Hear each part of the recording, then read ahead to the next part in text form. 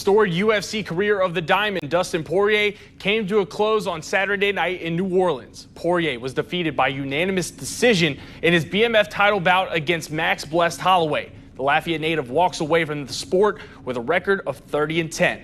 Here's more from the Diamond's last dance.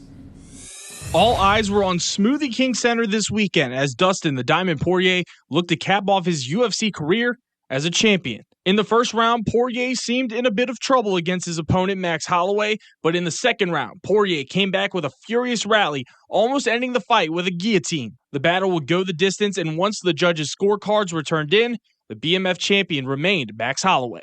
I felt like, going into the fifth, I thought it was close. I thought it might have been 2-2. So winning the fifth, I could have put myself in harm's way a little bit more. Maybe I would have got finished. Maybe I would have finished him. I could have took more chances in the fifth. But up until that point, I was playing it.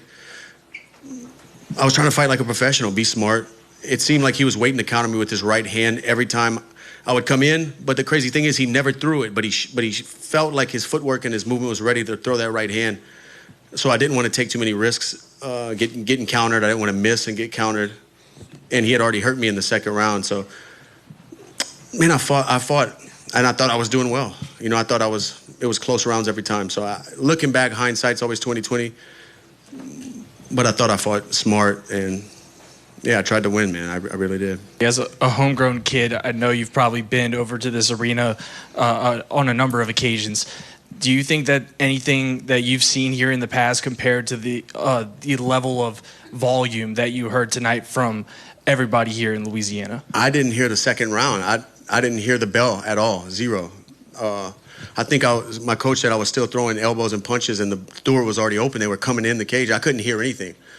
No, it was crazy. It was crazy in there. Even before Max walked out, when they were still finishing my walk-in, it was like I couldn't hear my coaches talking to me, and they were standing right there on the cage in front of me.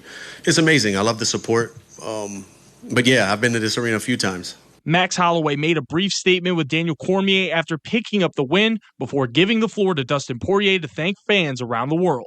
The UFC played a touching video package that recapped his entire run with the promotion. UFC CEO Dana White was blown away by the reception Poirier received on Saturday night. We celebrated Dustin, on the broadcast, and then to have the fight here in front of his people, and they showed up and they made the event really fun tonight.